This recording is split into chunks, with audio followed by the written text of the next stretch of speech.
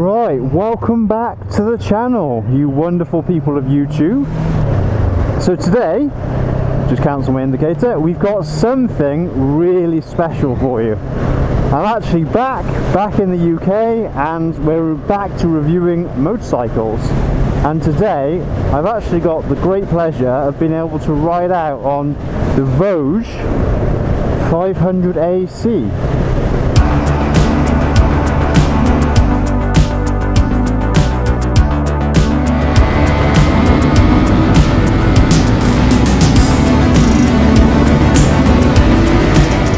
Voge have come into the market with a mission objective to bring motorcycles from China with high quality components and a lot of the features and accessories and standards that you expect of motorcycles made in the Western world. So this is one of their, how do we say, sort of a naked retro offerings. It's got a big single headlight up front, all LEDs. Looks a little bit stylistically like the Triumph Trident 660, which is no bad thing, as anyone will tell you. And this is first ride, so you guys are going to get first-hand, first ride experience being on this bike. 500AC is powered by an engine developed by Losin itself, and it's a 500cc parallel twin. Just make a turn here before we go anywhere. Hopefully this is the road to go down, we'll find out. Yeah, it's a 500cc parallel twin, or tell a lie, 471cc's. And the engine itself, it shares the same displacement, similar power output, bore and stroke to the Honda CB500 unit. So it may be the case that some of the inspiration behind this unit comes from that Honda unit, which, given the fact that unit is so reliable, it's probably no bad thing. And it really is a very nice sounding motor as well. It's the first thing upon getting on the bike I noticed, is that it sounds absolutely magical. A little bit like a parallel twin does, like a little bit of a sort of a hum as opposed to a rasping noise in an inline 4. And my first bike was a little parallel twin, so I actually really like it. It just sounds sweet. Is that potential opportunity? Yeah. Wow! It's got some beans as well. Yeah, look at that. I'll drop it down as a fourth. Guys, can you hear the exhaust note? Whoa. I'm not quite used to the width of the handlebars, you see, so I'll have to take a bit of getting used to that, but the point and squirt ability is definitely there. So yeah, this unit is outputting 46.9 bhp, and that comes in at 8,500 rpm, and torque, drop up into stick, torque is 31.3 foot-pounds, which is nice enough to whip this bike along. The bike itself weighs 205 kg, so not especially heavy, not especially light either though, really. Wow, look at the view over there. It's not meant to be a video tour. A lot of my other videos, it's meant to be a bike review, but I still can't help notice when you're in a really nice area of the world to have a look around. Oh, second gear pull.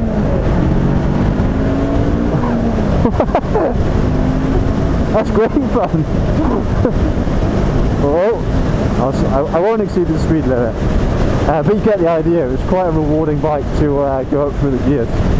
Brakes are twin pot calipers at the front by Nissin, and that's biting into 298mm dual discs up front. They are wavy discs, which I always think is a bit silly on something that isn't a track bike. I think it's more of a stylistic thing. Wavy discs obviously to help cool the rotor. I doubt you're going to need that level of performance on a street bike with 46.9 bhp, but nonetheless they look quite cool. They've also fitted the wavy discs to the Lex Moto LXR 125, and they look pretty cool on that. So wavy discs up front, 240 at the back with single caliper, and the suspension for a bike which is at a fairly reasonable price. You've actually got upside down forks by KYB, and a monoshock out the rear, also by KYB, and it's adjustable for preload. But so far the ride feels great. Like it's kind of, you just feel planted and comfortable. Look at me just weaving a little bit. There's some heat in the tyres. Honestly, this bike's horsepower feels more than it does. That doesn't make any sense. This bike's output feels more powerful than it perhaps should be on paper. Listen to that. Great noise. Oh, hard on the brakes. Well, the brakes obviously work. I'd say the gear shifting is quite nice as well. It's very clean. Like there's no ambiguity whether you're changing gear or not, and neutrals are very easy to find as well. Sometimes you find bikes quite difficult to slot into neutral. The control surfaces on the bike as well, I've noticed this before I even sat on it. The foot pegs are nice and big, there's plenty of room. The levers themselves, the gear lever and the brake lever down below. There's a lot of sort of space for a variety of boots. And you sometimes find when you're wearing the wrong type of boots on a bike, you can't slot your foot easily in to get your toes underneath when you want to change up. Here there's no problem, it's really nice, and just dropping down, it just sort of, it's not like a mechanical clunk into place, but it's sort of a satisfying sort of click. So it doesn't feel too mechanical, but it still feels sort of solid and easy. Just drop down to go up this hill and see what you could really have good fun on this. Let's see if I can pull off an overtake in a minute. Oh, let's go. Show the overtaking ability. Change up, indicate. Look at that. Didn't exceed the speed limit. What fun. These roads are super for this as well. Actually feels smoother than the old parallel twin in my Kawasaki Ninja 650 or ER6. Feels smoother than that. Maybe because it's slightly smaller capacity. As a result of the smoothness of the engine, you don't have any vibration in the mirrors. Obviously then I just went over a pothole, but yeah, you can see really clearly out of the mirrors. They don't vibrate at all. They're big as well, so you can see the whole road. This one's a bit of a pain to see out. I think I've pushed it back to its max. Maybe this bracket here needs to be rotated backwards a little bit to give it more of its full motion on the ball joint, but yeah. Up the hill. Well, it goes. It really does. Look at that. It's pulling all the way. That's 55. Top speed is suggested to be 100 miles an hour, I think. Which obviously is still too fast for UK roads. Just drop down a bit. Just trail brake a little bit as I come in here. Oh, round we go. Same again here. It's good fun, that is. You can have fun on this bike as well. Just going to see if I can nip round. Yeah. That's 4th gear pull. That's really good. Keeps on going in 5th. It must be quite a linear torque curve. It feels like it. Like, it doesn't feel like there's flat spots or anything. It feels like it just pulls cleanly. The same sort of performance, depending where you are, which gear throughout the rev range. One feature I love about this bike is the TFT. And a few people have said that it looks cluttered, which I don't really agree with, to be honest. It looks really neat. It's so bright and everything's clear to see. You've got a gear indicator, which is really good. I can see my tyre pressures. And I've also got Bluetooth connectivity. So this is the kind of features that you wouldn't get on you wouldn't necessarily get on a 15 grand bike, let alone on one that's in the 5 grand mark. I'm going to try and fiddle with the settings. Oh, that's trying to connect to Bluetooth. Let's press enter, see what that does. Nothing. Oh, okay. So that's dark. Light.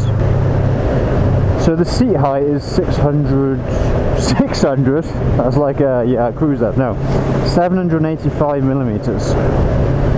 and it's obviously nice and low. I mean, pretty much everybody's going to be able to flat foot this bike. I'm 5'11". People always ask me that question, but I have quite a short leg, so legs like 31, maybe 32 inches. Yeah, I can flat foot this bike easily. The seat's really comfortable, and it's one big seat as opposed to a separate rider and pillion seat. And yeah, I've got like a little bit of like lower back support, not loads, but a little ridge there, which also has the advantage to stop me sliding about in the seat.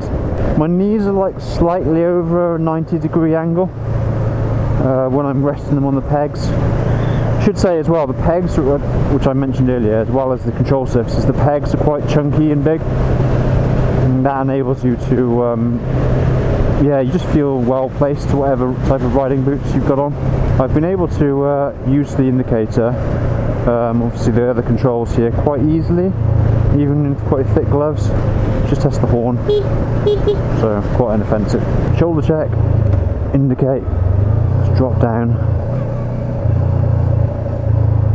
I'm going round, so hopefully people notice, because normally people don't expect that to be happening. Oh look, please, see, indicating. See, you can predict that happening as a biker, can't you? Indicating, went really slow, sort of gestured with my head, made eye contact with the driver, all the usual things you kind of have to do, and he still almost pulled out. If you want to have this 500AC, then the price point I think is around 5,000, maybe 5,500, but I'll put it down in the bottom of the video just to show you the pricing. And obviously, yeah, you get a lot for your money, in my opinion. You also get a 2-year parts and labour warranty, and I'm told that the warranty is transferable to the new owner as well. My knees are a little bit over 90 degrees, comfortable foot pegs, arms aren't too stretched out, the handlebars have got a nice rise to them, so they're comfortable. That's fifth. Honestly, I can't believe how this bike rides, how the engine pulls. Right, let me find somewhere to stop. Okay, so we've stopped. Let's do a little bit of a walk around on the Voge. Okay, so we'll start at the front. That kind of makes most sense. So here we've got this big, well, it's not really a circular headlight, is it? It's kind of retro modern looking, because you've got almost circle here and then it's flat out there, almost like a hexagon, and then smooth at the top. It just works. Looks really good. Obviously multiple reflectors in their daytime running lights. Voge there inside the headlight. It's really nice. It's really nice. LED indicators at the front, which are quite neat. It's like a loop indicator. That's quite cool. Yeah, then you've got these big chunky KYB upside down forks, and see this machined aluminium or whatever it is, alloy. It just you see how like chunky it is in the hand. It just comes across as a really premium quality suspension component. So I like that. Kind of plasticky mudguard. Look, can you hear that? It's just a bit like sort of nothing, isn't it? I'm not sure how good these fasteners will stand up to the test of time. But hey-o, yeah, it doesn't detract from the look. Come down here, we've got dual wavy discs. Talked about wavy discs when we were on the bike. Not really necessary. Are they cool yet? Yeah. And we've got high quality brake components. So we've got Nissin dual pot calipers there. Pirelli Gran Turismo tyres. Yeah, the wheels are quite nice. Coming down the bike, radiator, kind of unoffensive. These downpipes, it's not a complete downpipe, it sort of goes from a narrower into a wider downpipe. Don't really like that, and you've got dual lambda sensors, maybe one for each cylinder. Makes it look a little bit more untidy, because otherwise, look, this is got the impression of a bash guard. It's made of plastic. Coming down the side, I like this sort of combination of the silver, the branding, satin grey. It's really nice actually. Here you've got the Voge branding on the engine covers, and if we come down the bike, yeah, come a little bit further down, look at the exhaust. That's the Cat. Obviously this is Euro 5. Got a nice heat guard here, circular holes in it. make it look a bit more sporty. Lowish pegs for the pillion. I imagine it's going to be comfy for the pillion. And then this is really cool. So yeah, they've got hexagonal, like honeycomb effect in the muffler. That I think adds something. It's a little bit like Audi front grills. They have that similar style. Very clean looking under here as well. One thing I really like is this LED strip here. It's a little bit like Kit in Knight Rider. You know, you can imagine it flashing back and forth, but look how nice it looks. It's a really nice looking thing. I love the style, how it looks so sleek. Sort of goes to this sort of flat edge at the back. That's really nice. Oh, look at the seat. So as I mentioned, it's one big seat, but with some detail in it as well, makes it look a little bit more premium. Stitching's nice, fits with the grey theme of the bike. I think these are grey, black or red, but I'll double check and I'll put the colour schemes up there as well. Yeah, let's come round to look at the controls of the bike. So yeah, as I mentioned, nice chunky controls, quite a wide handlebar, and then I was able to manipulate all these controls with my winter gloves on. That's cool. They got a little like sort of wind duct in the mirror, just a stylistic thing, but it just makes them a little bit more interesting, doesn't it? Maybe you can see that there. Got the Voge badging there, and then if I just finish by turning this bike on, let's turn the ignition on, move my hand out the way, you'll see the startup sequence. See that? How it lights up with the Voge and then flashes to the white. Really nice TFT. I can't get over it. All of this technology on this bike. Okay, well, what we'll do next is I'll just fire the bike up and you can hear the exhaust. Listen to that. So I'm going to hang this bike down by the exhaust. If I can do this with one hand. Listen to this. Right, got it? Ready?